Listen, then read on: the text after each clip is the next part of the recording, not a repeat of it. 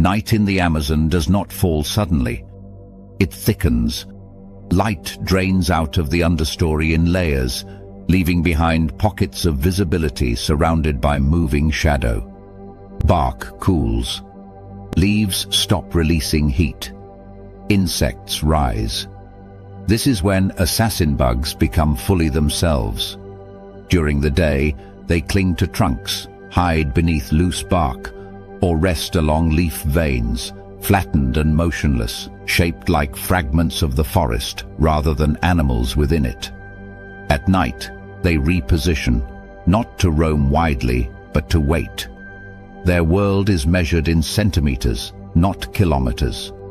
The danger they represent does not depend on pursuit. It depends on proximity and time. An assassin bug bite is rarely dramatic. There is no explosive strike, no immediate collapse. The proboscis, a rigid, needle-like mouthpart, slides into skin with surprising ease, delivering saliva designed to liquefy tissue in their usual prey. In humans, the sensation is often described as sharp, burning, or electric, but brief. Many bites are dismissed as minor insect encounters, barely worth attention in a forest where bites are constant. That dismissal is the opening the system needs. The assassin bug's threat is not about intensity. It is about narrative length. Unlike predators that rely on venom to incapacitate immediately, assassin bugs operate through biological association. Some species are vectors, carriers rather than creators of damage. When they feed, they can transmit parasites that do not announce themselves quickly. The bite closes. The skin heals. The moment passes. But something has crossed the boundary. The real event begins only after the forest interaction is over, when the body returns to its routines and unknowingly accommodates a passenger. Parasites transmitted by blood-feeding insects are not optimized for speed. They are optimized for persistence. Once inside the body, they disperse quietly, moving through blood and lymph, seeking tissues where immune surveillance is lower or metabolic conditions favor survival. The damage they cause is not explosive, it is incremental. Cells are invaded and altered. Inflammatory responses flare and fade. Organs compensate. The body adapts to loss so gradually that decline feels like normal variation rather than intrusion. This is the aftershock that defines the assassin bug's role in the ecosystem. The bite is a delivery event, not a conclusion. The real fear lies in delayed consequences. Fatigue that has no obvious cause. Cardiac irregularities that appear years later. Digestive or neurological symptoms that emerge long after memory of the bite has faded. The Amazon does not need to overwhelm the body to win. It only needs to alter the trajectory slightly, nudging systems out of alignment over time. From an ecological standpoint, assassin bugs are masterful specialists. They prey primarily on other insects, using venomous saliva to immobilize and externally digest victims. Their proboscis injects enzymes that dissolve tissue into a nutrient-rich slurry, which is then consumed.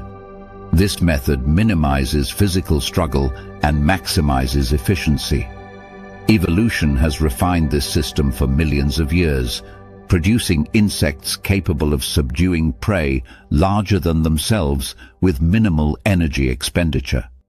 The same tools that make them effective predators also make them efficient vectors when interacting with larger animals. Their behavior reflects this efficiency. Assassin bugs are not aggressive toward humans. Bites occur when insects are disturbed, rolled over in bedding, trapped against skin, or pressed unknowingly while resting. In rural dwellings near forest edges, They may shelter in cracks, thatch or debris, emerging at night to feed. The interaction is accidental, but the consequences can be enduring. This blurring of wild and domestic space is where the Amazon's influence extends beyond the forest, following people into their homes and routines. The concept of silent damage is critical to understanding why assassin bugs are so dangerous in narrative terms. The body is remarkably good at compensating. One system falters, another works harder. Heart muscle thickens slightly to maintain output. Nerve pathways reroute signals. Digestive processes adjust. These changes keep the organism functioning, but at a cost. Over time, compensation becomes strain. What was once invisible becomes irreversible. The parasite does not need to kill quickly. It only needs to persist long enough for cumulative damage to matter. In the forest, this strategy mirrors broader ecological patterns. Many Amazonian threats do not rely on immediate lethality. They rely on exposure, repetition, and delay. Pathogens, toxins, and parasites exploit the fact that large organisms cannot easily purge every intrusion. They turn the body's complexity into a vulnerability. Assassin bugs are part of this continuum, not apex predators, but facilitators of long-form harm that unfolds beyond the moment of contact. Thermoregulation and nocturnal behavior play subtle roles here. Assassin bugs are most active when temperatures drop slightly and humidity remains high, conditions that preserve moisture in exposed tissues and reduce host awareness. At night, sensory vigilance decreases. Pain thresholds shift. A bite that might be noticed and addressed during the day is ignored or forgotten in sleep. The insect benefits from this timing, even though it has no awareness of the long-term consequences. Evolution does not require foresight, only results. For humans, the psychological trap is as important as the biological one. We are conditioned to assess danger based on immediacy. If pain fades and the wound heals, the threat feels resolved. Assassin bugs exploit this bias perfectly. The absence of immediate catastrophe creates false closure. Medical attention is delayed or never sought. Monitoring does not occur. Years later, when symptoms arise, the connection is obscure, buried beneath countless other life events. The forest has already moved on. The damage is now internal. This chapter serves as a bridge because it reframes what it means to lose an encounter with nature. Not every loss is dramatic. Some are procedural. The Amazon does not always win by force. Sometimes it wins by patience. A single bite becomes a long-term relationship between organism and environment, mediated through blood, tissue, and time. The insect is gone within seconds. The story continues without it. Assassin bugs also highlight a broader truth about ecological networks. Danger is often distributed, not concentrated. No single species carries the entire burden of harm. Instead, risk emerges from interactions between insect and parasite, between habitat and human behavior, between delayed symptoms and forgotten causes. The forest is not hostile, but it is indifferent. It does not adapt to us. We adapt or fail within it. In their native ecosystems, assassin bugs are not villains. They regulate insect populations, influence energy flow, and serve as prey for birds, reptiles, and mammals. Their existence supports balance. The problem arises when humans step into systems without understanding the timescales involved. We expect cause and effect to be immediate, proportional, and visible. The Amazon operates on different rules. It stretches consequences across years, teaching lessons slowly, sometimes too slowly, to connect back to the original moment. The bite, then, is not the event. It is the opening sentence. What follows is a long narrative written in subtle physiological changes, missed signals, and delayed recognition. The blood carries the memory, even when the mind does not. This is why assassin bugs belong in a chapter about aftermath rather than attack. They embody the idea that survival is not just about avoiding instant death, but about navigating long-term exposure to systems that remember us even when we forget them. In the end, the Amazon's most effective strategy is not aggression. It is endurance. The assassin bug illustrates this perfectly. Small, quiet, easily overlooked, it leaves behind a story that unfolds far from the forest floor where it began. The jungle does not always take everything at once. Sometimes it takes its time, letting the body carry the consequence forward long after the night has passed and the bite itself has disappeared. The danger begins at the level of touch so light it barely registers. In tropical forests, contact is constant. Leaves brush skin, branches slide past arms and shoulders. Insects graze without notice. Most of the time, this contact means nothing at all, just friction against the living surface of the jungle. But venomous caterpillars exploit that expectation. They do not announce themselves with movement or sound. They remain fixed along branches and trunks, aligned perfectly with bark texture and leaf veins, motionless enough to be mistaken for plant growth. The forest rewards stillness here, and when the mistake happens, it happens quietly. The caterpillar does not bite. It does not sting in a single punctuated moment. Instead, its body is covered in thousands of hollow spines. Microscopic hypodermic needles evolved not to penetrate deeply, but to break easily. When skin brushes against them, the spines snap off and embed themselves in the outer layers of tissue. Each one carries venom, not enough to cause instant collapse, but enough to begin a process that spreads far beyond the point of contact. The sensation is often delayed. At first, there may be nothing more than a faint itch or warmth, easily ignored in a humid environment where irritation is constant. That delay is part of the trap. What follows is not gore, but something more unsettling. The skin becomes an interface of failure.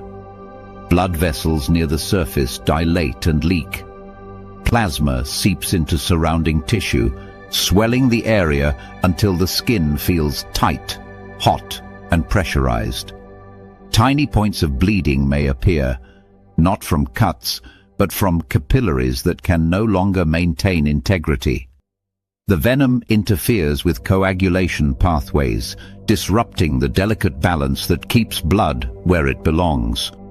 The result is not dramatic hemorrhage, but persistent oozing and bruising that spreads outward in irregular patterns.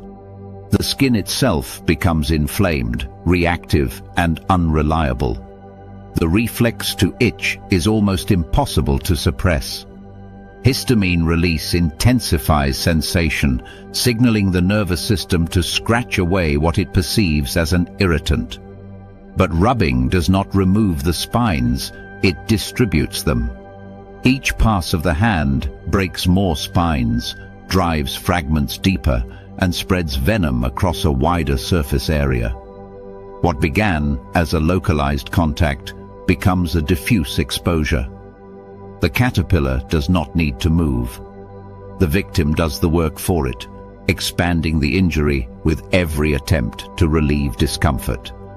From a physiological perspective, this is where the sensation of veins against you emerges. Inflammation increases vascular permeability, allowing fluids and blood components to escape into tissue spaces. Bruising deepens as red blood cells leak and degrade beneath the skin. Swelling compresses small blood vessels, impairing circulation and slowing the removal of venom.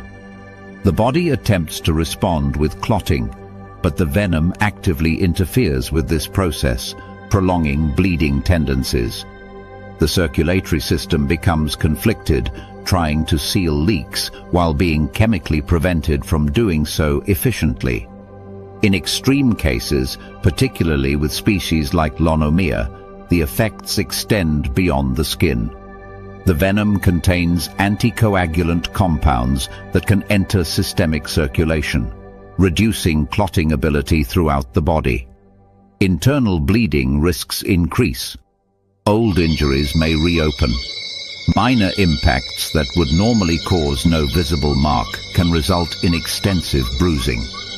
This is not because the body is weak, but because the biochemical rules governing blood stability have been disrupted. The victim experiences a sense that the body is no longer containing itself properly, that pressure and fluid are moving in ways they should not. Ecologically, venomous caterpillars represent a rare inversion of the typical predator-prey dynamic. They are slow, soft-bodied, and defenseless in appearance, yet chemically formidable. Their spines are not weapons for hunting, but for deterrence. Birds, mammals, and reptiles that attempt to consume them experience immediate oral pain and inflammation, learning quickly to avoid similar silhouettes in the future. This creates a powerful selective advantage for remaining still and visible rather than fleeing. Many venomous caterpillars even cluster together, amplifying their visual profile and chemical threat, relying on collective defense rather than individual escape. Thermoregulation and microhabitat selection play critical roles in this strategy. Caterpillars often position themselves in shaded, humid zones where venom stability is preserved and spines remain brittle enough to break on contact. Moisture prevents desiccation, maintaining the integrity of venom compounds. The forest understory, with its filtered light and steady temperatures, becomes an ideal platform for passive defense. The caterpillar does not need to chase threats away. It simply waits for contact to occur. For humans, the risk is magnified by behavior. Hands reach for support on trunks. Arms brush foliage while moving through narrow trails. Protective clothing is often minimal in hot environments. Once contact is made, panic accelerates the damage. Rubbing spreads spines. Washing with bare hands redistributes venom. Attempting to remove spines without proper technique drives fragments deeper. Each instinctive response compounds exposure. The injury grows not because the venom increases in potency, but because the surface area affected continues to expand. Inflammation is not a localized event here. It is a wave. Cytokines released at the contact site recruit immune cells, increasing blood flow and heat. This response, meant to protect, also increases leakage and swelling. The skin becomes hypersensitive. Pain radiates beyond the original point of contact. The sensation is not sharp or clean. It is diffuse, burning, and persistent. Sleep becomes difficult. Movement stretches inflamed tissue, reigniting discomfort. The body is locked in a prolonged defensive posture against an enemy it cannot physically remove. From an evolutionary standpoint, this mechanism is remarkably efficient. The caterpillar invests in chemical defense rather than mobility, conserving energy for growth and metamorphosis. Its venom does not need to kill. It needs to create a memory, an association between touch and prolonged suffering. Predators that survive the encounter avoid similar prey in the future, reinforcing the caterpillar's survival odds. Even humans, with all their technological advantages, are forced into caution once they understand the consequences of contact. The horror of venomous caterpillars lies in their subtlety. There is no single moment of realization, no dramatic turning point. The damage unfolds slowly through normal behaviors, touching, rubbing, trying to relieve discomfort. The skin, usually a barrier, becomes a liability. Blood, usually contained and controlled, begins to misbehave. Inflammation, usually protective, becomes excessive and self-sustaining. The body turns inward, struggling to reassert order over processes that have slipped out of alignment. In the forest, these caterpillars are not anomalies. They are signals. They remind every animal moving through foliage that not all danger lunges or strikes. Some danger waits to be brushed against, relying on routine behavior to activate its defenses. The lesson is not about fear, but awareness.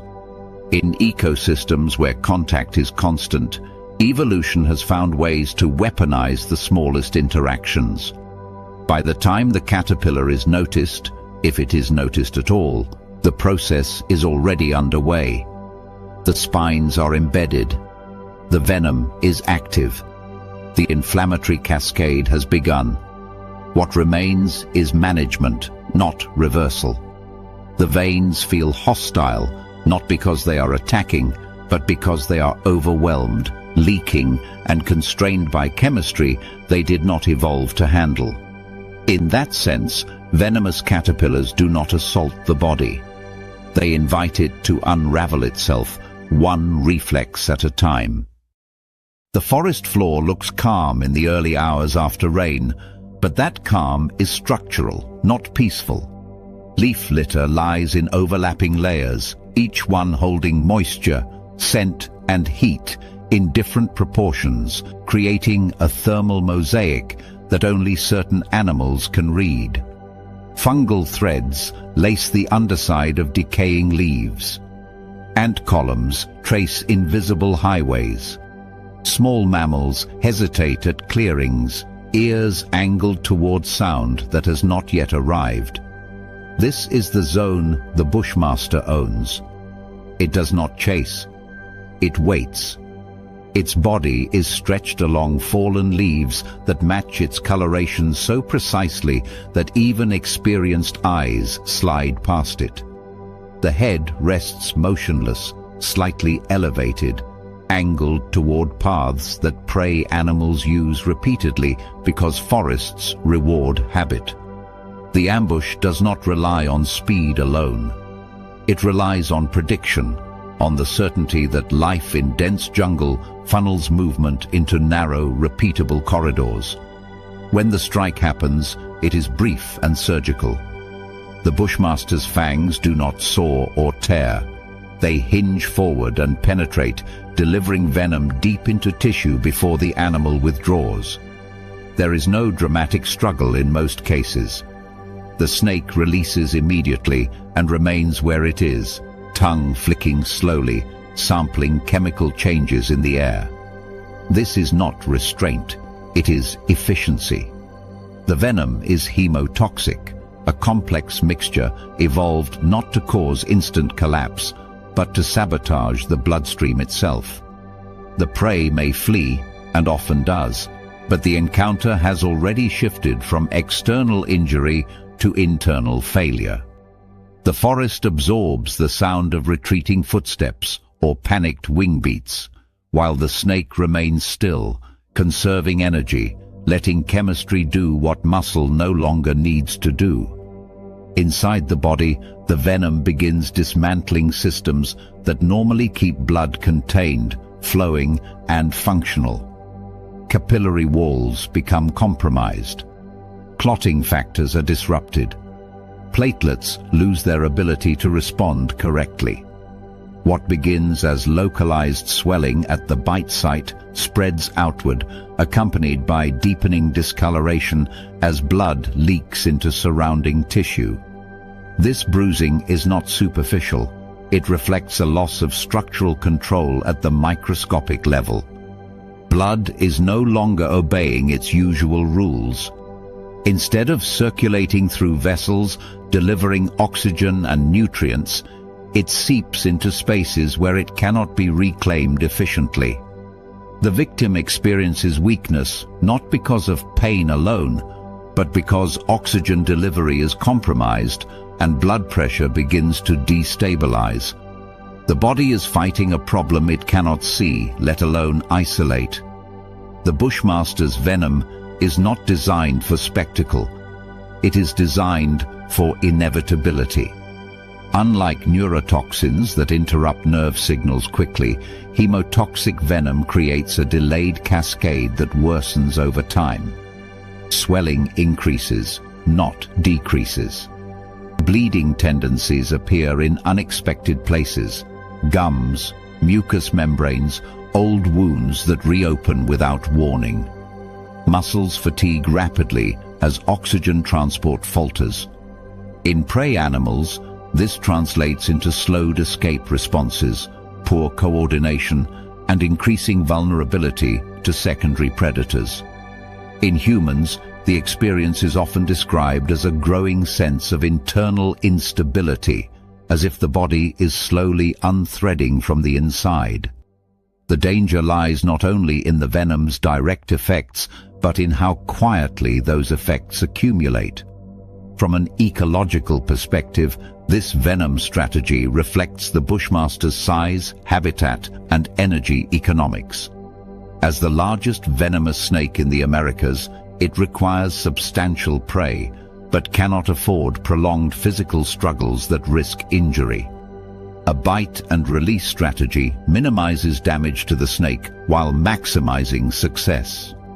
The delayed incapacitation of prey also reduces the likelihood of drawing attention from competitors.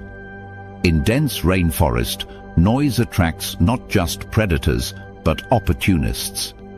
By letting the prey move away and collapse elsewhere, the Bushmaster avoids conflict while still securing a meal. The forest floor becomes a distributed hunting ground, where chemical signals guide the snake to its weakened target hours later. Thermoregulation plays a subtle but critical role in this process. Bushmasters are ectothermic, and their activity patterns are tightly linked to ambient temperature and humidity. After rainfall, when the forest floor cools and scent trails persist longer, hunting efficiency increases. The snake's ability to track envenomated prey relies on chemosensory cues carried by moisture in the air and on the ground. The forked tongue collects particles that are processed by the Jacobson's organ, allowing the snake to determine directionality with remarkable precision. This sensory system does not detect fear or pain. It detects chemical breakdown products released as tissues begin to fail. The venom creates a trail and the snake follows it. What makes the Bushmaster particularly dangerous is not aggression, but scale and timing. Its fangs are long, capable of delivering large volumes of venom in a single strike. While it is generally reclusive and avoids human contact, accidental encounters occur when people move through leaf litter without visual clearance or step near resting sites during low-light conditions. Unlike many snakes, Bushmasters often hold their ground rather than fleeing, relying on camouflage and stillness. This increases the risk of close-range defensive strikes. The resulting bite may not seem catastrophic at first, especially if pain is manageable in the initial moments. That false calm is part of the danger. The venom's real work is delayed, unfolding over hours as systemic effects compound. From a physiological standpoint, hemotoxic venom exposes a fundamental vulnerability shared by all vertebrates: reliance on controlled circulation. Blood is not just a transport medium. It is a regulated environment. When its containment fails, the body loses the ability to prioritize resources. Swelling increases pressure within muscle compartments, potentially leading to ischemia and tissue death. Loss of clotting control raises the risk of internal hemorrhage. The immune system responds aggressively, releasing inflammatory mediators that further increase vascular permeability. The result is a feedback loop where the body's attempt to heal accelerates the damage. The venom does not simply attack, it destabilizes the rules that keep the internal environment coherent. In the broader ecosystem, this strategy reinforces the bushmaster's role as a regulator of medium-sized mammal populations. By preferentially targeting habitual pathways and predictable behaviors, it removes individuals that rely too heavily on routine. This selective pressure encourages prey species to vary movement patterns, reinforcing the evolutionary arms race between predator prediction and prey unpredictability. The forest itself becomes a learning environment, where survival favors those that break patterns before predators exploit them. The bushmaster is not an anomaly in this system. It is a product of it, shaped by millions of years of refinement toward efficiency rather than excess. The true hook of the bushmaster's venom lies in how it reframes injury. This is not a wound you fight at the surface. It is a systemic problem that spreads beyond the bite, beyond pain, beyond immediate perception. The venom turns the bloodstream from a solution into a liability, using the body's own circulatory logic against itself. In that sense, the bushmaster does not overpower its prey. It undermines it. The forest remains quiet as this process unfolds, indifferent to the internal collapse occurring beneath skin and fur. By the time weakness becomes obvious, the outcome is already decided. The blood has stopped playing by its own rules, and the body cannot function without them. The Amazon does not announce mosquitoes the way it announces jaguars or storms. There is no single sound, no obvious boundary crossed. They are already there, woven into the air itself, rising with humidity, blooming after rain, thickening at dusk when heat lingers, but light fades. In river corridors, floodplains, and forest edges, mosquitoes are not visitors, they are infrastructure. They occupy every layer of the ecosystem, from sunlit canopy gaps to the dark pockets beneath buttress roots. To move through the Amazon is to move through their operating range. A mosquito bite is often framed as trivial because it is familiar. That familiarity is dangerous. The bite is not a wound in the conventional sense. It is a transaction. Female mosquitoes feed on blood not for sustenance, but for reproduction. The proteins and iron in blood are converted into eggs, turning your circulatory system into raw material for the next generation.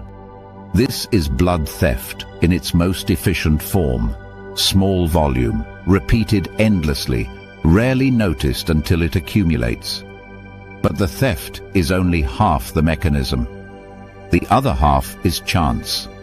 Every bite is a roll of pathogen roulette. Mosquitoes are not inherently malicious, but they are extraordinarily effective delivery systems. Their mouthparts are not a single needle, but a bundle of specialized structures, some piercing, some stabilizing, some probing for blood vessels with minimal tissue damage. Saliva is injected to prevent clotting and dull pain, keeping blood flowing smoothly. That saliva can also carry viruses, parasites, or other pathogens picked up from previous hosts. The mosquito does not choose what it transmits. It simply bridges bloodstreams, connecting bodies that would never otherwise touch. The immediate aftermath is deceptively mild. A raised welt forms as histamines flood the area, signaling immune response. Itching intensifies, not because the bite is severe, but because the body is trying to localize and expel foreign proteins. Scratching feels instinctive, almost necessary, but it creates micro-wounds, tiny breaks in the skin that extend damage beyond the bite itself. In a humid environment, rich with bacteria and fungi, these abrasions become entry points. The skin, meant to be a barrier, becomes porous through repetition rather than force. Fatigue often follows even without overt illness. Blood loss from a single bite is negligible, but hundreds of bites over days subtly tax the system. Sleep is disrupted. Immune resources are diverted. The body remains in a low-level defensive state, allocating energy toward inflammation and repair rather than performance. This is not dramatic weakness, it is cumulative drag. Reaction times slow. Balance becomes less precise. Judgment dulls at the edges. In the forest, where footing is unstable and hazards are layered, small decrements matter. The true aftershock begins when pathogens take hold. Fever is not a symptom, it is a strategy. The body raises its internal temperature to inhibit replication of invading organisms. This comes at a cost. Enzymatic processes become less efficient. Dehydration accelerates. Muscles fatigue faster. Coordination suffers. Weakness is not localized, it is systemic. A person with fever does not simply feel ill, they move differently. Steps become hesitant. Hands slip. Minor cuts bleed longer as clotting pathways struggle to keep pace with inflammation and fluid loss. In the Amazon, this vulnerability compounds rapidly. Trails are uneven. Riverbanks collapse without warning. Thorns, insects, and sharp vegetation are constant. Fever-induced dizziness or slowed reflexes turn ordinary terrain into a hazard field. Falls become more likely. Scratches deepen. Existing wounds reopen. Blood loss that would normally be inconsequential becomes harder to control. The mosquito's role is not to finish the job, but to tilt the balance. Once weakness sets in, everything else in the ecosystem becomes more dangerous. From an ecological perspective, mosquitoes are astonishingly successful because they exploit abundance rather than dominance. They do not overpower hosts. They sample them. Their reproductive strategy thrives on standing water, temporary pools, flooded forest floors, river margins left behind after seasonal surges. Eggs hatch quickly. Larvae mature in days. Population explosions follow rain cycles with mechanical precision. The Amazon's hydrology guarantees their persistence. Remove one breeding site and another appears downstream. Mosquitoes also track hosts with refined sensory systems. Carbon dioxide plumes guide them from meters away. Body heat fine-tunes their approach. Chemical cues from skin microbiota help them discriminate between individuals. Some hosts are bitten more frequently, not because they are weaker, but because their scent profile is more detectable. This uneven pressure creates differential risk within populations, influencing patterns of disease transmission and immunity over time. The forest does not distribute danger evenly. It concentrates it where detection is easiest. Predator-prey dynamics involving mosquitoes are subtle but significant. They are prey for fish, frogs, birds, and bats, transferring energy from blood meals into higher trophic levels. In this sense, they are conduits, moving nutrients through the system. But they also regulate behavior. Animals alter movement patterns to avoid dense mosquito zones, shaping grazing pressure and habitat use. Even humans change routes, camp locations, and activity times based on mosquito density, often without realizing it. The insect's influence extends beyond disease into the structure of daily life. The psychological aspect of mosquito exposure is often overlooked. Continuous biting erodes patience and focus. Sleep deprivation weakens decision-making. The constant need to swat, scratch, and cover skin divides attention.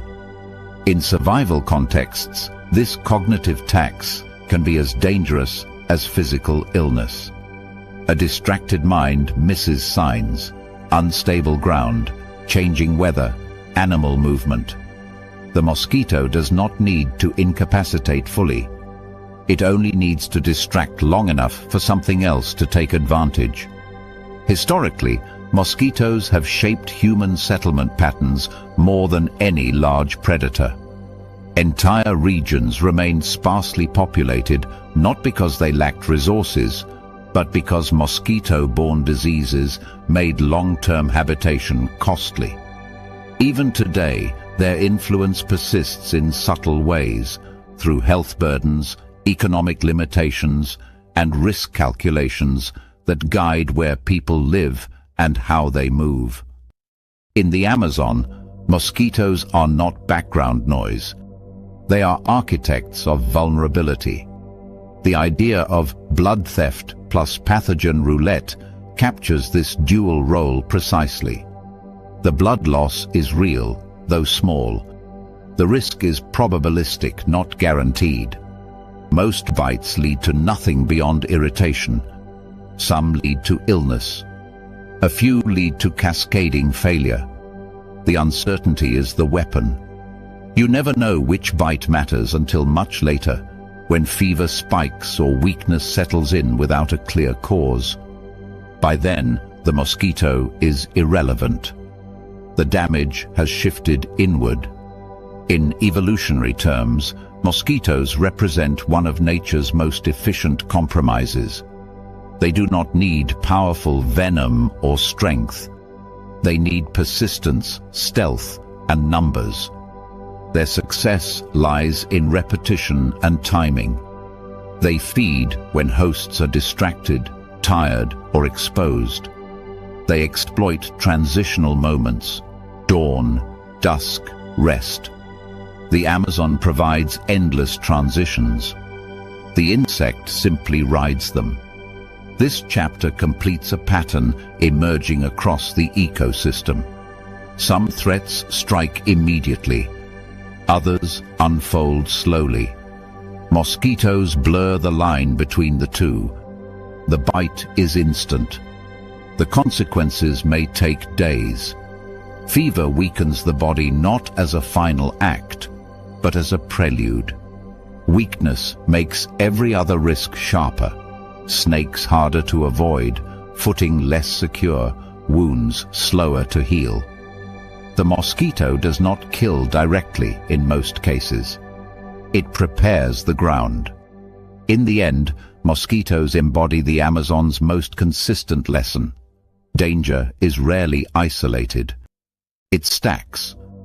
A small injury invites infection. Infection invites fatigue.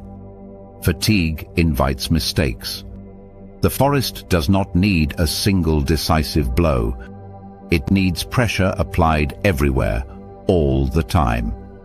Mosquitoes are masters of that pressure. Silent, numerous, and relentless, they remind us that survival is not only about avoiding the obvious threats, but about enduring the small ones long enough to avoid everything else that comes after. In the rainforest, danger does not always approach you. Sometimes it waits to be carried. Poison dart frogs do not chase, bite, or strike. They sit. They call softly. They move in short, deliberate hops across wet leaves and moss-dark stones, glowing with color so intense it looks artificial, electric blues, molten yellows, warning reds polished by humidity. These colors are not camouflage. They are contracts. The forest is telling you something important, and the frogs are the punctuation. But the realism matters here. Poison dart frogs do not attack humans. They do not inject venom. They do not pursue contact. The mechanism is transfer, not assault. The danger begins when a human brings themselves into the equation, touching, brushing, wiping sweat, rubbing eyes, tending to a scrape without washing. The frog does nothing active. You do everything wrong. The rainforest is a place of constant micro-injury. Thorns scratch. Insects bite. Skin softens under humidity and friction. Tiny cuts open and close without notice. Fingertips crack. Nails lift. Mosquito bites are scratched raw. In this environment, the skin is never a perfect barrier. It is a compromised surface doing its best. Poison dart frogs exploit this reality without intent or awareness. Their toxins are already present, coating their skin as a chemical shield evolved to deter predation. All that is required is contact and a pathway inward. The toxins themselves are not produced by the frogs. That detail changes everything. Poison dart frogs acquire their toxins through diet, ants, mites, beetles rich in alkaloid compounds.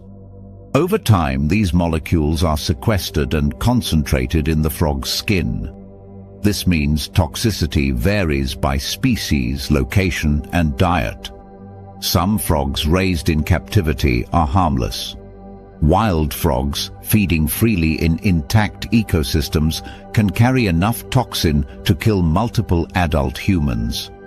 The forest supplies the chemistry. The frog becomes the vessel. When toxin meets broken skin, the effect is immediate and disproportionate. Alkaloids interfere with nerve and muscle function by disrupting ion channels, microscopic gates that regulate electrical signaling in cells.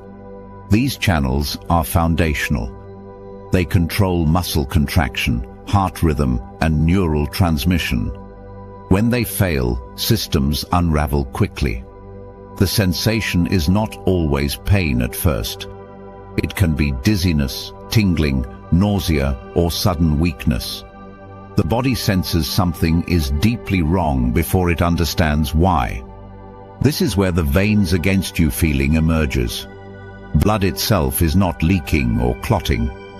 Instead, blood becomes the delivery network for a molecule the body cannot neutralize easily. Circulation accelerates under stress. Heart rate rises. Blood pressure fluctuates. The toxin spreads rapidly, not because the frog was aggressive, but because the body is doing exactly what it is designed to do: move substances efficiently. The better your circulation, the faster the problem escalates. Tiny wounds become decisive. A cut too small to remember becomes the doorway. The toxin bypasses digestive safeguards, enters directly into tissue and bloodstream, and begins interfering with nerve signaling almost immediately. Muscles weaken. Coordination slips. In severe exposures, cardiac rhythm can become unstable. Breathing muscles may falter. This is not a slow poisoning. It is a rapid systemic distress triggered by what feels like a trivial mistake. The trap is behavioral. People touch frogs accidentally while moving through dense vegetation. Others handle them out of curiosity, underestimating risk because the animal is small and passive. The worst mistakes happen afterward. Sweat is wiped from the face with contaminated hands. Eyes are rubbed. A mosquito bite is scratched. The toxin spreads from one contact point to multiple sensitive tissues. What could have been a localized exposure becomes full-body involvement through ordinary, unconscious actions. From an ecological perspective, poison dart frogs represent one of the most elegant defensive strategies on Earth. They do not flee. They do not hide. They advertise. Bright coloration warns predators in advance, reducing the need for repeated encounters. Birds that attempt to eat one experience immediate oral numbness, vomiting, or worse. Those that survive learn quickly. The frog does not need to kill frequently. It needs to be believed. This strategy only works in stable ecosystems where learning persists across generations. In fragmented habitats, predators unfamiliar with the signal may still attempt to feed, costing frogs their lives. This makes poison dart frogs powerful indicators of ecosystem health. Where they thrive, food webs are intact, prey diversity is high, and chemical pathways remain uninterrupted. Their toxins are a reflection of ecological complexity, not just biological danger. For humans, this complexity becomes invisible risk. We see color. We see stillness. We assume safety because there is no movement toward us. But poison dart frogs invert that logic. They are dangerous precisely because they do nothing. The forest does the rest. Heat opens pores. Humidity softens skin. Insects create wounds. Human habits complete the transfer. Thermoregulation plays a quiet role here. In hot environments, blood vessels near the skin dilate to release heat. This increases absorption rates for substances crossing the skin barrier. Sweat carries toxins across larger surface areas. Cuts bleed more freely. The very processes that keep humans functional in the rainforest also increase vulnerability to contact-based toxins. The body is optimized for cooling, not for chemical defense. The psychological dimension is subtle but critical. Because there is no attack, there is often no immediate alarm. Exposure may go unnoticed until symptoms appear. Confusion sets in before fear. By the time panic arrives, the toxin has already spread. Stress responses accelerate circulation further, worsening the situation. The body amplifies its own exposure through instinctive reactions, movement, sweating, rapid breathing. This is why poison dart frogs fit so cleanly into the small mistake, huge aftershock framework. The initiating event is negligible. A brush of skin, a careless wipe of the face, a scratch. The consequence is disproportionate because it bypasses layers of defense the body relies on. There is no digestion to dilute the toxin, no liver filtration before systemic circulation. The molecule enters where regulation is weakest and spreads where control is hardest to regain. In the wild, indigenous cultures understood this mechanism long before modern physiology. Dart poison was harvested carefully, transferred deliberately, and respected absolutely. It was never treated as casual danger. The frogs were not blamed. The poison was not mystified. It was understood as a property of the forest, something to be handled with precision or not at all. That understanding is often lost when outsiders encounter these animals without context.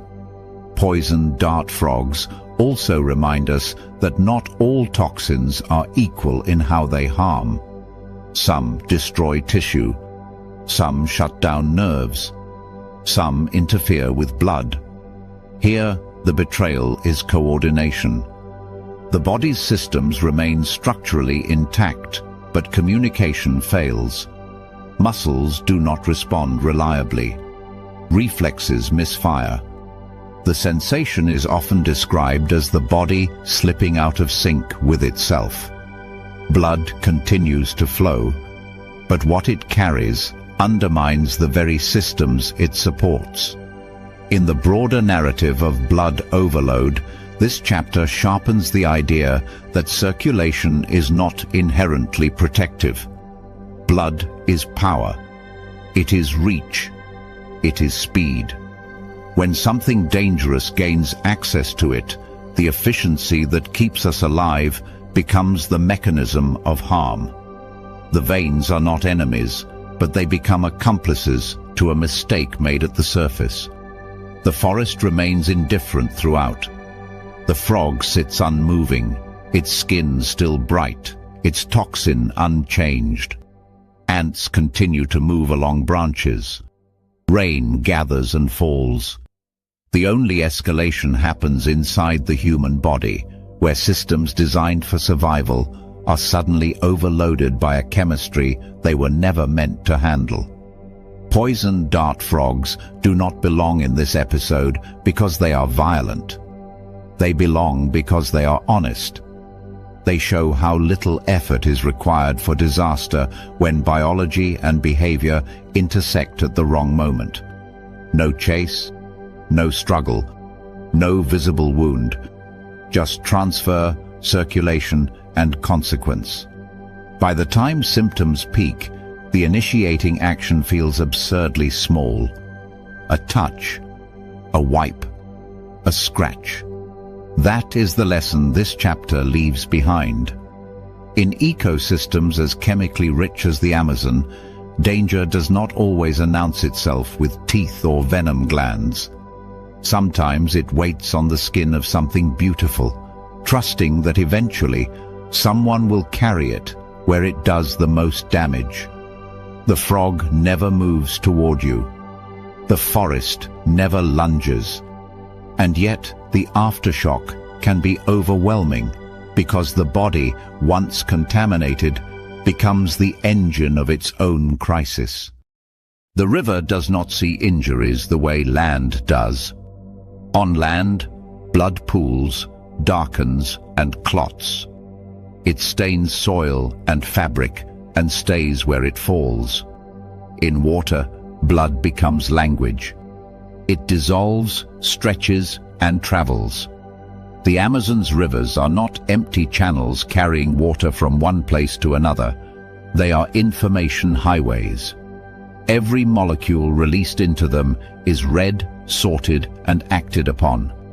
When blood enters that system, it does not remain a personal problem. It becomes a signal. Piranhas are not monsters waiting for a reason to attack. They are listeners. Their bodies are built for interpreting chemical and mechanical cues in water, vibrations, pressure changes, and most importantly, scent. Their sense of smell is extraordinarily sensitive, tuned to amino acids and iron-rich compounds released by damaged tissue. A single drop of blood does not vanish in a river. It expands, forming a plume that moves downstream, spreading outward, intersecting currents and eddies. What looks invisible to human eyes is loud to fish. This chapter is not about venom or toxins. It is about multiplication. A cut that would be manageable on land becomes something else entirely once submerged. The wound does not need to be severe. A scraped shin from a submerged branch, a leech removed carelessly, a puncture from a thorn softened by water, even a nosebleed triggered by heat and exertion. Once blood escapes into the river, the context changes. The injury is no longer private. The ecosystem becomes involved. Piranhas live in constant calculation. They are not blind aggressors, but risk managers. Most of the time they feed on insects, fruit, seeds, carrion, and small prey. Their infamous feeding frenzies are not default behavior. They are conditional responses. Blood in water is one of those conditions, especially when paired with distress signals. splashing, irregular movement, vibration patterns that indicate weakness or panic. The fish do not rush instantly. They orient. They triangulate. They wait for confirmation. From a biological standpoint, this makes sense. Attacking healthy, coordinated animals is dangerous. Teeth can break. Energy can be wasted. Injury invites infection. But injured animals represent opportunity. Blood confirms vulnerability. Erratic movement confirms inability to escape. In that moment, hesitation becomes costly. The fish that commits first may gain access to a resource before competitors arrive. The cascade begins not with frenzy, but with probability tipping in one direction. Once one piranha bites, the multiplier effect accelerates. The injury worsens. More blood enters the water. The signal strengthens. Other piranhas, previously indifferent, now receive clearer information. This is not rage. It is feedback. The system reinforces itself. What began as a minor wound escalates because the environment amplifies it. The river does not care how the injury happened. It only responds to what is now present. Teeth matter here, but not in the exaggerated way popular culture suggests. Piranha teeth are razor-sharp, triangular blades designed for slicing rather than crushing. They remove clean chunks of tissue quickly, minimizing resistance. This efficiency is critical. A fast bite reduces the chance of retaliation and allows rapid withdrawal. The damage accumulates not because one fish is powerful, but because many fish can remove small amounts repeatedly. This is death by subtraction. The human body responds poorly to this scenario. Panic spikes. Heart rate accelerates. Movement becomes frantic. Each kick or splash sends pressure waves through the water, advertising distress. Blood pressure rises, increasing bleeding rate from existing wounds. The body, trying to escape, makes itself louder and more visible to the very animals it needs to avoid. This is not stupidity. It is reflex, mismatched to environment. Thermoregulation plays a role here as well. Rivers in the Amazon are often warm, reducing vasoconstriction that might otherwise limit bleeding. Blood flows more freely. Clotting can be delayed in moving water. Wet skin softens, tearing more easily under stress. The physical properties of water, buoyancy, resistance, temperature, conspire to keep wounds open longer than they would be on land. The river sustains the signal. It is important to understand that piranhas are not unique in responding to blood. Many aquatic predators do. What makes piranhas effective multipliers is their social structure and density. They often exist in loose aggregations, not tight schools, spread across favorable habitats. This means that once a signal appears, there are likely multiple receivers within range. The response does not require coordination or planning. It emerges automatically from proximity and shared sensory thresholds. Ecologically, piranhas are cleaners as much as predators. They remove carrion quickly, preventing disease buildup. They cull injured or dying animals, recycling nutrients back into the system. In flood seasons, when vast areas of forest are submerged, they move freely among trees, feeding on whatever becomes available. Their role is not cruelty, it is efficiency. The river rewards nothing that cannot maintain integrity. This makes them the perfect finisher for the episode. Piranhas do not create the problem. They finalize it. They exploit blood that is already present, blood released by venom, bites, cuts, infections, panic, or exhaustion. They are the ecosystem's response to exposed vulnerability. In that sense, they represent the Amazon reading the body and acting accordingly. The phrase, "once blood is out, the Amazon reads it," is not metaphor. It is literal. Rivers carry chemical signatures far beyond the site of injury. Downstream animals receive information without ever seeing the source. The injured individual may feel alone, but the system is already aware. This awareness is not conscious.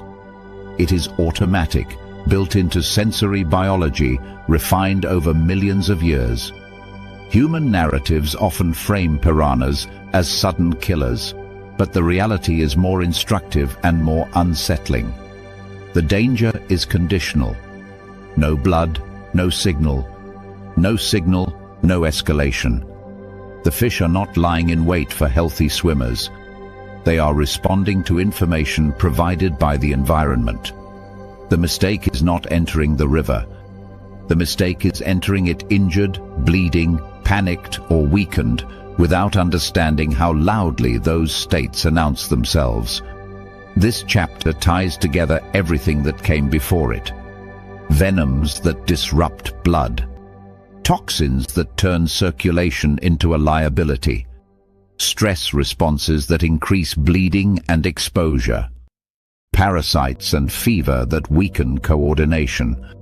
All of these mechanisms feed into the same endpoint: vulnerability made visible. Piranhas do not care how you arrived there. They only respond to the final condition. In the Amazon, survival is not judged by intent or morality. It is judged by signal clarity. Blood is one of the clearest signals there is. It cuts through murk, darkness, and distance. It overrides caution and activates opportunity. Once released, it cannot be taken back. The river does not forget it quickly. This is why piranhas belong at the end. They are not the cause. They are the amplifier. They turn internal failure into external consequence. They transform a private injury into a public event. They demonstrate with brutal clarity that ecosystems do not operate on fairness. They operate on detection. As the water flows past submerged roots and drifting leaves, it carries everything with it: nutrients, waste, scent, blood. Fish adjust their position. Currents shift. Somewhere downstream, a piranha turns its head slightly, sensing a change that did not exist moments ago. The chain reaction is already underway. The Amazon does not need to strike you itself. It waits until something inside you leaks. Then it reads the signal and responds efficiently, without emotion, without pause. Once blood is out, the Amazon reads it.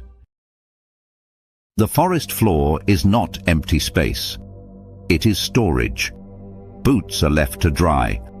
Gloves are set aside. Nets, bags, and tools are stacked where humidity is lower and shade is deeper. In tropical ecosystems, anything that creates a pocket of darkness and shelter becomes temporary real estate. Brazilian wandering spiders do not build webs to wait in. They move. They patrol. They explore. And when daylight fades or rain drives insects into cover, these spiders follow the same logic humans do: find shelter, reduce exposure, conserve energy. The overlap is where the danger begins. The wandering spider's reputation is not built on aggression, but on proximity. These spiders are large, fast, and highly reactive.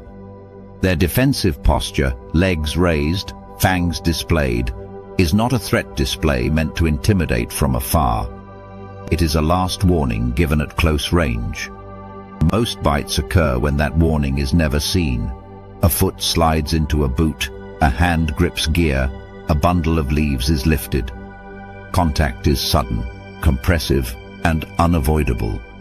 The spider responds instantly. 1 second of contact is enough. The bite itself is decisive. Fangs penetrate skin deeply, delivering a complex neurotoxic venom that acts both locally and systemically. The pain can be immediate and severe, radiating outward from the bite site, but pain is not the core danger. The venom triggers a cascade of physiological responses that extend far beyond the wound. Neurotransmitter release surges. Blood vessels respond erratically. Muscles tense and fail to relax. The body shifts into a high alert state that it cannot sustain efficiently. This is where panic becomes part of the mechanism. Humans are not passive recipients of venom. We react. Heart rate spikes. Breathing accelerates. Sweat floods the skin. These responses are evolutionarily designed to support escape, but in the context of envenomation, they amplify the problem. Faster circulation spreads venom more rapidly. Hyperventilation alters blood chemistry, increasing discomfort and confusion. Panic narrows attention, pulling focus toward the sensation of pain while ignoring practical responses that could limit damage. Instinctive behaviors worsen exposure. Hands move to the bite site. Skin is rubbed or scratched. In a humid, debris-filled environment, this introduces contaminants directly into the wound. Dirt, plant matter, bacteria, everything present on the skin surface is pushed inward. The bite itself may be clean, but the reaction is not. Delay compounds the issue. People freeze, unsure whether the bite is serious enough to warrant immediate action. The spider is gone. The moment feels survivable. The cascade has already begun.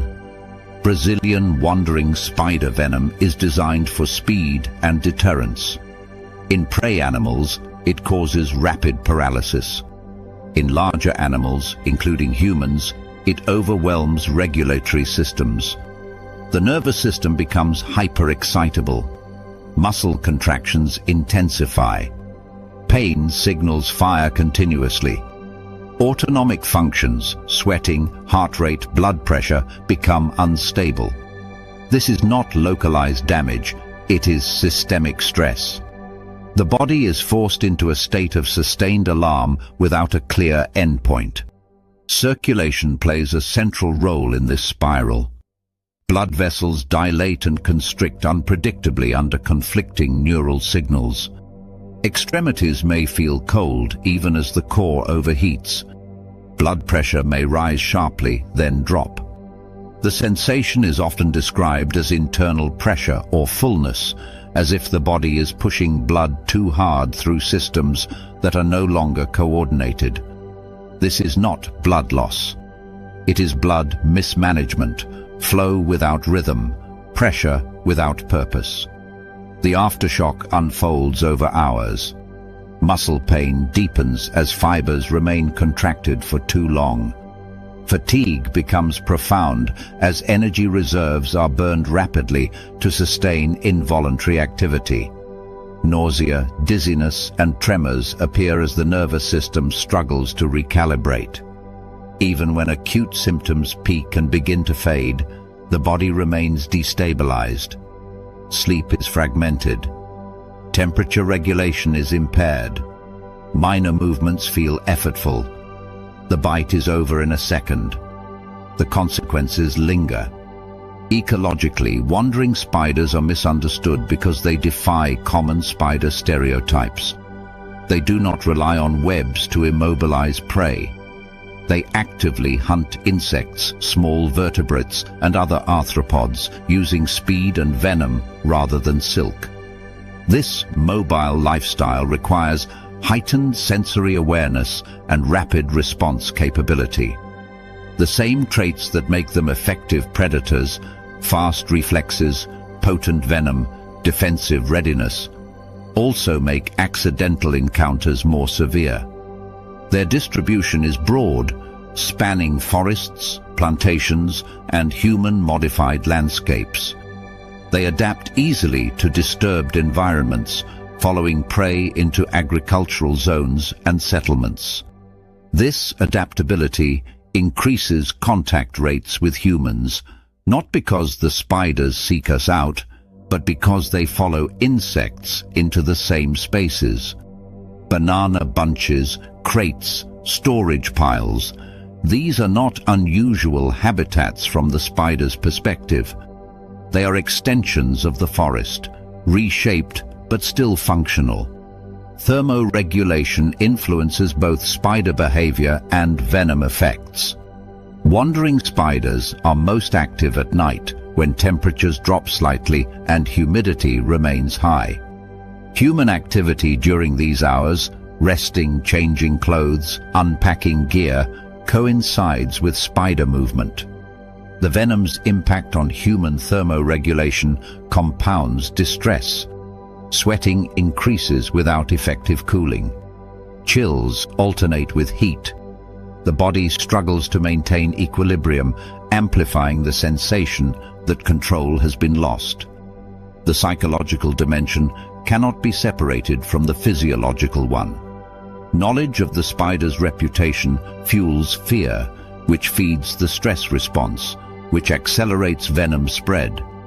Even individuals who remain outwardly calm experience internal escalation as adrenaline and cortisol flood the system. The body prepares for danger that has already passed, wasting energy and intensifying symptoms. This feedback loop is not weakness, it is biology operating without context. From an evolutionary standpoint, the wandering spider's venom does not need to kill large animals. It needs to create immediate disengagement. The spider bites to escape, not to dominate. The severity of human reactions is collateral, a byproduct of a system tuned to deter predators quickly and decisively. In the wild, this works. Predators retreat. The spider survives. The lesson is learned. Humans, however, bring cognition into the equation, interpretation, fear, delay, which stretches the experience far beyond the spider's involvement. This chapter belongs in the blood overload arc because it demonstrates how stress transforms injury. The venom alone is powerful, but the body's response multiplies its effects. Circulation accelerates. Pressure fluctuates. Heat builds. Contaminants enter. Time stretches the damage. The environment does not need to add anything else. The cascade sustains itself. In the forest, this pattern repeats across scales. A small mistake triggers a response. The response creates vulnerability. Vulnerability invites further risk. Wandering spiders sit at the intersection of these processes. They are not the end of the story. They are the ignition point. The real danger unfolds afterward, shaped by physiology, psychology, and delay. The Brazilian wandering spider is often described as one of the most dangerous spiders in the world, but that framing misses the deeper truth. Its danger lies not in inevitability, but in interaction. Surprise contact compresses decision-making into a fraction of a second. What follows is hours of consequence driven as much by the body's reactions as by the venom itself. The spider disappears into leaf litter or shadow almost immediately. The cascade continues without it. In the end, this chapter reinforces a recurring lesson of the Amazon. The moment of contact is rarely the whole event. Survival is decided in what follows, how the body responds, how panic is managed, how quickly systems are stabilized. The wandering spider delivers a strike measured in milliseconds. The forest takes the rest of the time it needs. Shallow water creates an illusion of safety. Sunlight penetrates easily here, scattering across sand flats and river mouths, revealing ripples, shells, drifting plant matter. To human eyes, visibility feels like control. But shallow ecosystems are not designed for surface dwellers. They are designed for animals that live pressed into boundaries, between sand and water, salt and fresh, motion and stillness. Stingrays belong to this edge world. Their bodies are flattened not for speed, but for disappearance. A thin layer of sediment dusted across the back is enough to erase them completely, leaving only the faint movement of spiracles drawing water in behind the eyes. From above, the ray is not hiding. It is integrated. The stingray does not hunt by pursuit, and it does not defend territory aggressively. Its survival strategy is avoidance through invisibility. Buried in sediment, it monitors pressure waves through electroreception and mechanoreceptors along its body, detecting prey movements and potential threats without ever lifting its outline from the seabed. This is why most injuries occur not during interaction, but interruption. A footstep collapses the distance between two worlds, the walking animal and the buried one, and the ray reacts not with malice, but with reflex. The tail whips upward in a precise arc, driven by musculature evolved for one purpose, creating immediate space. The barb is not a stinger in the insect sense. It is a serrated, backward-facing spine composed of dentine anchored along the tail and coated in a thin sheath of venom-producing tissue. When it penetrates, it does not inject venom actively. Instead, the spine functions as a delivery needle. As it enters flesh, the integumentary sheath ruptures, releasing venom directly into deep tissue. At the same time, the serrations ensure the wound does not close cleanly. This is not a surface injury. It is a puncture designed to stay open, to trap damage where circulation is limited and natural flushing mechanisms are poor. The immediate sensation is often described as overwhelming pain, but pain alone does not explain the severity of stingray injuries. What the nervous system interprets as blood overload is a convergence of multiple physiological insults occurring simultaneously. Venom compounds trigger intense nociceptive responses, causing pain signals to fire continuously and diffusely. Local blood vessels dilate rapidly, increasing swelling and pressure within confined tissue compartments. Muscle fibers around the wound spasm involuntarily, further compressing blood flow. The injury site becomes a closed system where inflammation, venom, and mechanical damage reinforce one another. The venom itself is thermolabile, heat-sensitive, which is why hot water immersion can reduce pain by denaturing some of its active components. But the venom is only part of the problem. The puncture wound creates a direct channel for environmental contamination. Sand, organic debris, and microorganisms are driven deep into tissue by the force of impact. In aquatic environments, particularly estuarine and river systems, bacterial loads can be high, including species adapted to thrive in low-oxygen, damaged tissue. The injury becomes not just a venom exposure, but a biological insertion of the surrounding ecosystem into the body. This is where delayed care becomes critical. In water, bleeding is often underestimated. Blood disperses quickly, masking volume loss, and cold or shock can dull perception of severity. Panic accelerates heart rate, increasing bleeding into tissue spaces, while simultaneously reducing coordination and decision-making capacity.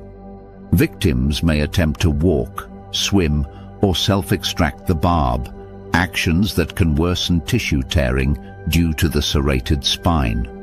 Each movement increases internal damage, extending the injury track and expanding the area of compromised blood vessels. From an ecological standpoint, the stingray's defense mechanism is a product of its vulnerability. With no rigid shell and limited speed compared to large predators, the ray relies on a single decisive response to sudden contact. The tail strike is not aimed, it is reflexive and directional, oriented toward pressure and proximity. In the wild, this deters sharks, crocodilians, and large predatory fish that might attempt to bite or pin the ray. For these animals, the risk of infection or impaired movement from a deep puncture wound is often enough to abort an attack. The ray does not need to kill, it needs to be avoided in the future. The aftershock of a stingray injury unfolds over hours and days, not seconds. Swelling may continue to increase as inflammatory mediators recruit immune cells to the site, thickening tissue and further restricting circulation. Bruising spreads along fascial planes as blood escapes damaged vessels and migrates under gravity. In some cases, necrosis develops where tissue is starved of oxygen. Secondary infections can escalate rapidly, especially if foreign material remains embedded. What began as a single puncture becomes a systemic problem, taxing the immune system and destabilizing blood chemistry. This delayed escalation mirrors patterns seen across many aquatic injuries, where water acts as both camouflage and catalyst. Rivers and coastal shallows are dynamic environments, constantly mixing organisms, sediments, and chemical gradients. An open wound in such a setting is not neutral, it is an interface. The body is suddenly exposed to microbial communities it has no evolutionary relationship with. Antibiotic resistance is common among marine and estuarine bacteria, and infections may not respond predictably to standard treatments. The longer care is delayed, the more deeply these organisms establish themselves within damaged tissue. Stingrays themselves are not aggressive animals, and their ecological role is often misunderstood because of these rare but dramatic encounters. They are benthic foragers, consuming mollusks, crustaceans, and small fish, using specialized electroreceptors to detect prey hidden beneath sand. By disturbing sediment during feeding, they aerate the substrate and influence nutrient cycling, creating microhabitats for invertebrates and microorganisms. In river systems, freshwater stingrays contribute to similar processes, shaping benthic communities and maintaining ecological balance. Their presence indicates a functioning, productive ecosystem. Understanding the stingray injury as a step trap reframes the narrative from attack to consequence. The trap is not the animal, it is the interaction between anatomy, environment, and human behavior. Shuffling feet instead of stepping, maintaining visual awareness in shallow water, and respecting murky zones where visibility collapses are all adaptations humans must make when entering ray habitat. The ray has already adapted. It has flattened itself into the world, optimized for avoidance, not confrontation. The idea of blood overload is less about volume loss and more about disruption. Swelling compresses vessels. Venom alters local signaling. Infection threatens systemic spread. The circulatory system becomes a battleground where the body struggles to maintain pressure, oxygenation, and immune defense simultaneously. This is why stingray injuries can feel disproportionately severe relative to the size of the wound. The damage is concentrated, deep, and reinforced by environmental factors that favor escalation rather than resolution. In the end, the stingray does not pursue. It does not follow. It vanishes back into sediment within seconds, leaving behind only turbulence in the water and a problem that continues to grow. The real danger is not the moment of contact, but what follows when water, panic, and delayed care combine. In that window, a small injury becomes a big blood problem, not because the ray intended it, but because the ecosystem is indifferent to intent. The shallow edge where land meets water is not forgiving. It rewards awareness and punishes assumption, reminding us that even in clear, sunlit places, the most serious threats are often the ones already beneath our feet.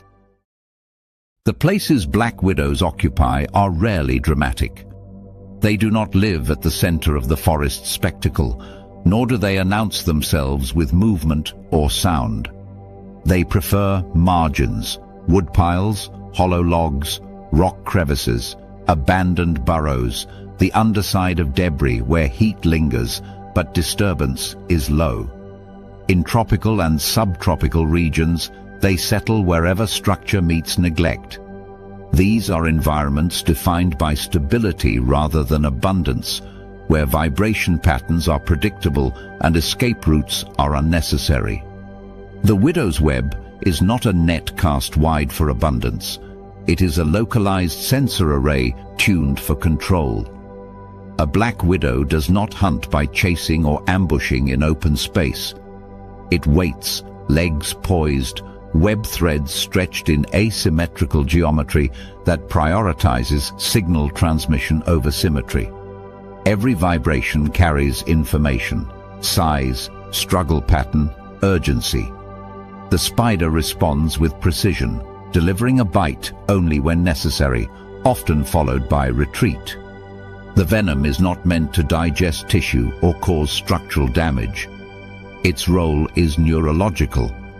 It overwhelms the body's signaling systems, forcing muscles, glands, and organs into states they cannot regulate. The bite itself can be deceptively small. In many cases, it is barely visible, a pinprick that draws little blood and causes minimal initial pain. This is why black widow envenomation is so often underestimated in its early moments. The venom does not act locally. It enters circulation and begins to interfere with synaptic transmission across the nervous system. Specifically, it causes massive neurotransmitter release, flooding the body with signals that should be tightly controlled. Muscles receive commands to contract and fail to release. Glands receive commands to activate and cannot shut down. The body enters a state of biochemical overdrive. This is where the experience becomes unmistakable. Cramping begins deep in large muscle groups, abdomen, back, thighs, spreading in waves rather than pulses. These cramps are not brief spasms. They are sustained contractions that exhaust muscle fibers and amplify pain through prolonged tension. Sweating intensifies, not as a response to heat, but as a systemic stress reaction. Sweat pours from skin that may be cool to the touch. Heart rate increases. Blood pressure fluctuates. The autonomic nervous system, responsible for maintaining balance between effort and rest, loses its grip.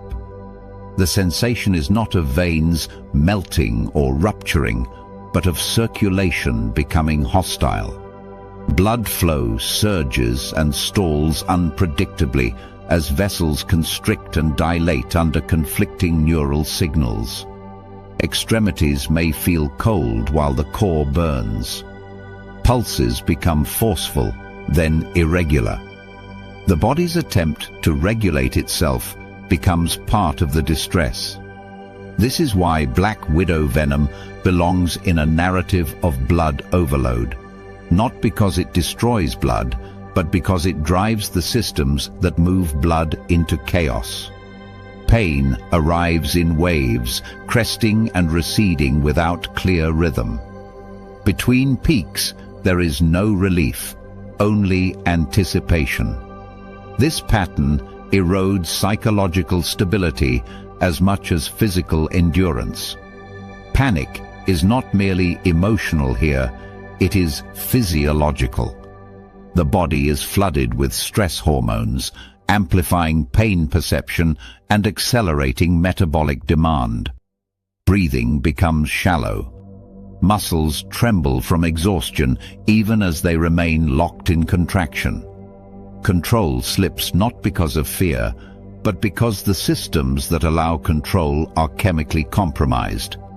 From an ecological perspective, this venom strategy is highly efficient. Black widows prey primarily on insects and small arthropods, immobilizing them completely with minimal venom expenditure. The same neurotoxic effect that overwhelms a human nervous system is fatal to smaller prey within moments. The spider does not need to inject large volumes or strike repeatedly.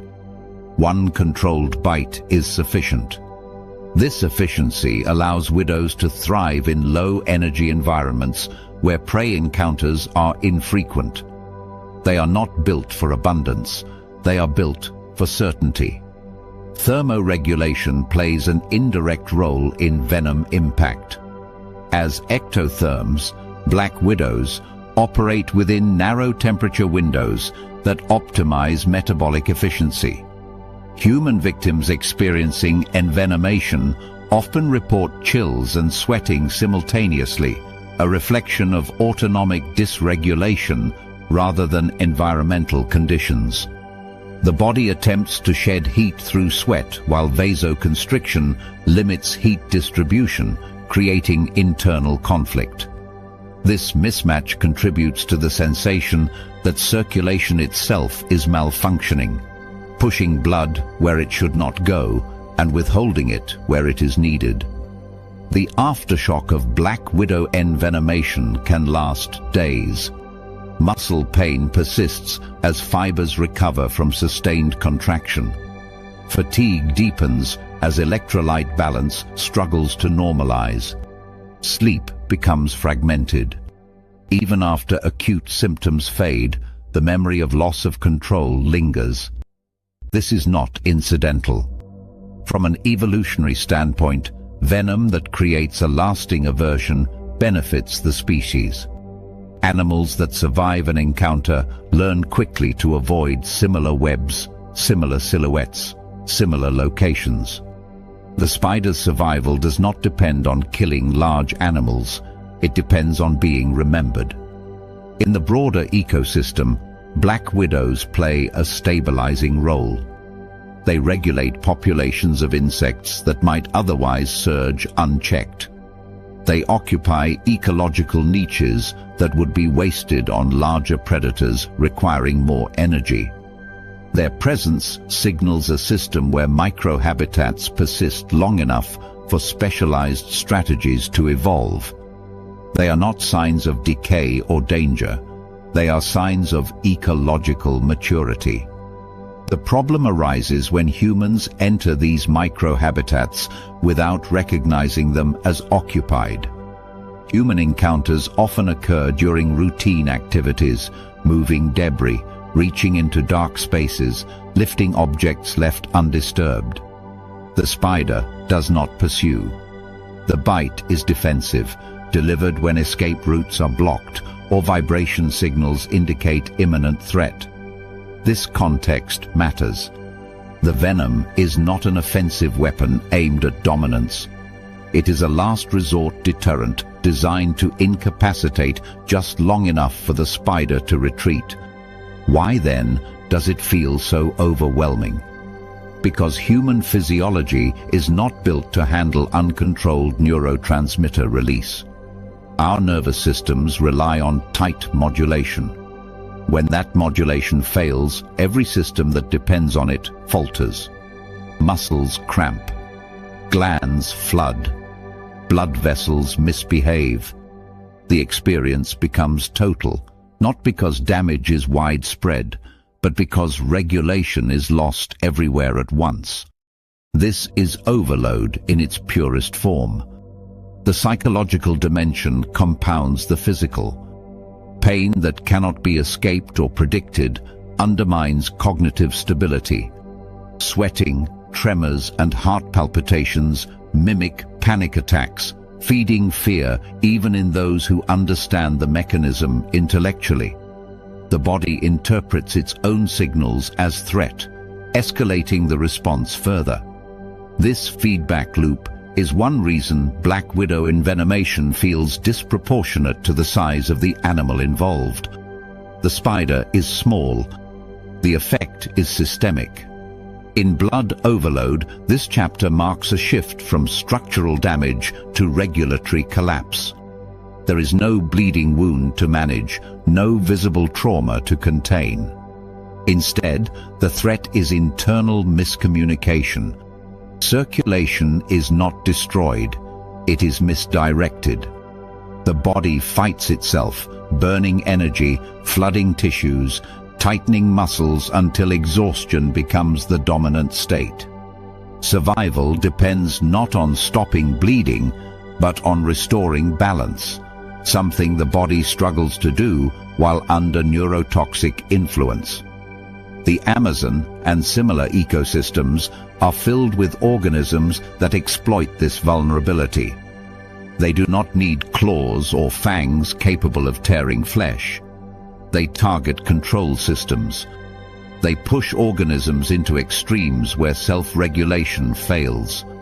Black widows exemplify this strategy with ruthless efficiency. Their venom does not kill quickly, and it rarely kills humans at all, but it demonstrates how fragile our internal order truly is. In the end, the Black Widow's power lies not in destruction, but in exposure. It exposes how dependent we are on invisible balances, chemical gradients, neural rhythms, circulatory timing. When those balances collapse, even temporarily, strength and size mean nothing. The spider retreats back into shadow, web still vibrating faintly, while the victim is left to endure the consequences of a system pushed beyond its limits. This is why the chapter belongs here. Blood overload is not always about blood spilling out. Sometimes it is about blood being driven too hard, too fast, under signals it was never meant to obey. The Black Widow does not melt veins.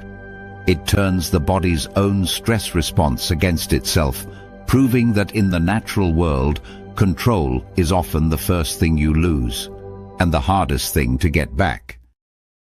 The forest does not always advertise its most consequential dangers with size or aggression. Sometimes it marks them with color, clean, deliberate bands laid across a body so small and quiet that movement barely registers.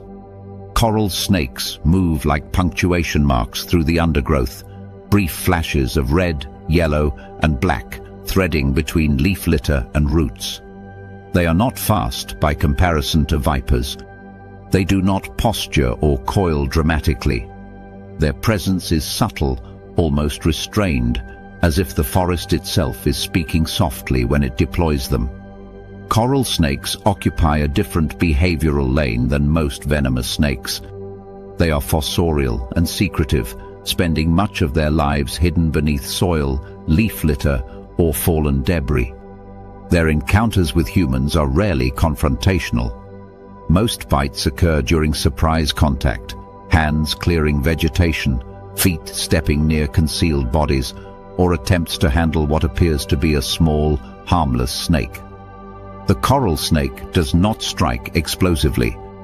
Its bite can be prolonged, even tentative, delivering venom through relatively small, fixed fangs. This has led to underestimation for generations. The danger does not lie in violence. It lies in precision. The venom itself rewrites the episode's logic. This is not a story of blood escaping vessels or tissues swelling until pressure causes failure. In coral snake envenomation, blood keeps moving. The heart continues to pump. Circulation remains intact. And yet, function begins to disappear. Muscles weaken. Coordination falters. The body feels present but increasingly unresponsive, as if commands are being issued but never received. This is betrayal of a different kind, not of blood volume or integrity, but of communication. At its core, coral snake venom interferes with the transmission of signals between nerves and muscles. In simple terms, nerves speak in chemicals and electricity. They release neurotransmitters that cross tiny gaps, synapses, to tell muscles when to contract and when to relax. Coral snake venom disrupts this process. It blocks or alters the receptors that receive those messages. The result is silence where instruction should be. Muscles wait for commands that never arrive. The progression is often gradual, and that gradualism is dangerous. Early symptoms can be deceptively mild: tingling around the mouth, subtle weakness in the limbs, a sense that fine motor control requires more effort than usual. Grip strength fades. Walking feels less precise. These changes are easy to rationalize away as fatigue or stress, especially in a hot, demanding environment. Meanwhile, the venom continues its work uninterrupted, spreading through circulation that remains otherwise stable. This is where coral snakes become essential to the intelligence of the episode. They challenge the assumption that danger must be visible. There is no dramatic bleeding, no immediate collapse. The body appears intact, but function is slipping. Muscles that maintain posture begin to fail. Reflexes dull. The muscles responsible for breathing, particularly the diaphragm, are not exempt. They too depend on uninterrupted nerve signaling. When that signaling weakens, breathing becomes shallow, then labored, then dangerously insufficient. The terror here is not pain, but awareness. Victims may remain conscious as strength drains away. The mind stays alert while the body becomes increasingly disobedient. Blood oxygen levels drop, not because blood is lost, but because air is no longer being moved efficiently. This mismatch, circulation without ventilation, creates a unique kind of crisis. The system is running, but the output is failing. Blood keeps flowing through lungs that are no longer exchanging gases properly. Ecologically, coral snakes evolved this venom strategy for a very specific niche. They prey primarily on other snakes, lizards, and elongated, flexible animals where rapid immobilization is more important than tissue destruction. Neurotoxicity is ideal for this role. It shuts down movement cleanly, minimizing struggle and injury to the predator. Coral snakes do not need to overpower prey. They need to disconnect it. This evolutionary refinement explains why their venom is so specialized, and why its effects on humans are so profound despite the snake's small size.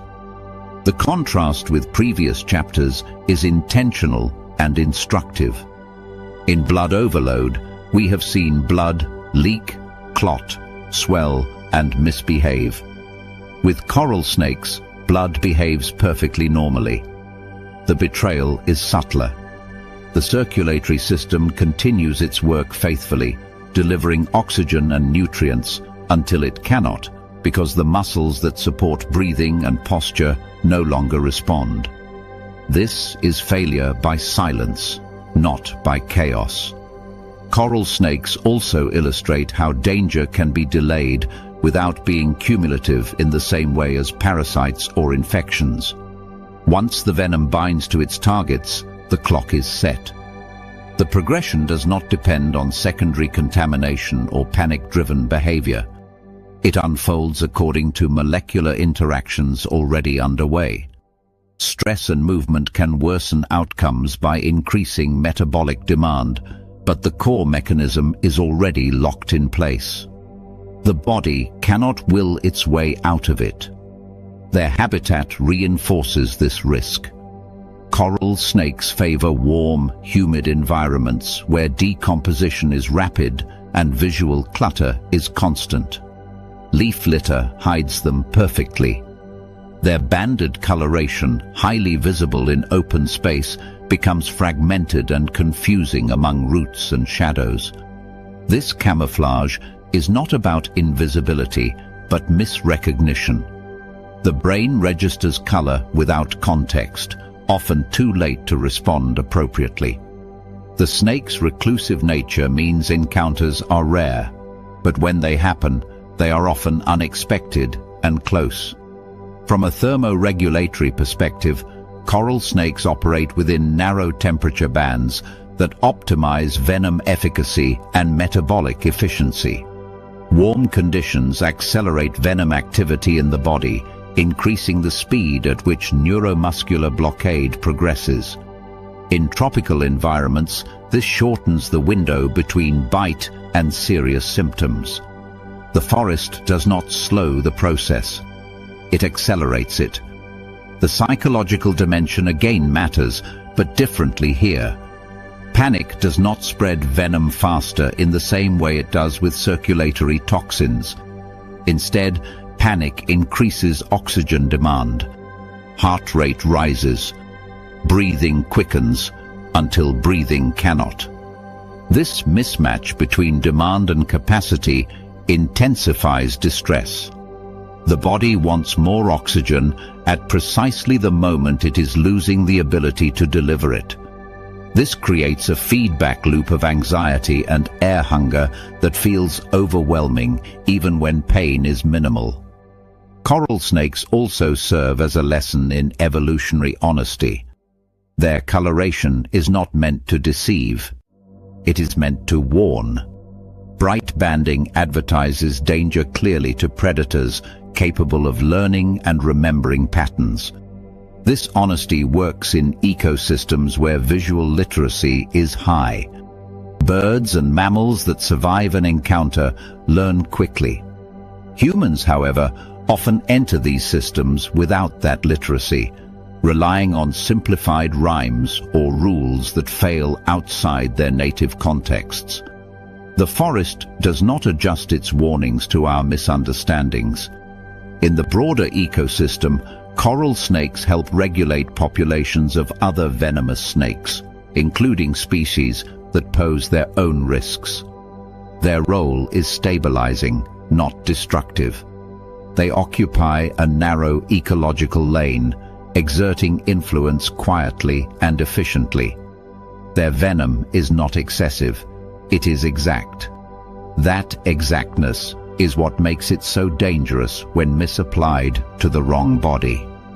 This chapter sharpens the intellectual edge of the episode by showing that blood overload is not always about blood itself. Sometimes it is about what blood supports: muscles, nerves, organs, systems that depend on uninterrupted communication. When that communication fails, blood becomes irrelevant, not because it is damaged, but because it can no longer do its job. The coral snake does not create spectacle. It creates inevitability. The bite may go unnoticed at first. Symptoms may creep rather than explode. And yet, without intervention, function continues to drain away until even the most basic actions, breathing, swallowing, holding posture, become impossible. Blood flows. The body does not obey. In the logic of the Amazon, this makes perfect sense. Not every threat needs to announce itself with pain or bloodshed. Some operate through quiet shutdown, reminding us that survival depends as much on invisible processes as on visible strength. Coral snakes embody that truth with unsettling clarity. By placing this chapter here, the episode becomes smarter, not just darker. It broadens the audience's understanding of what betrayal looks like inside the body. Sometimes veins leak. Sometimes they clot. And sometimes they keep doing exactly what they were designed to do, while everything else stops listening. The forest remains indifferent as this unfolds. Leaves rustle. Insects move. Blood circulates.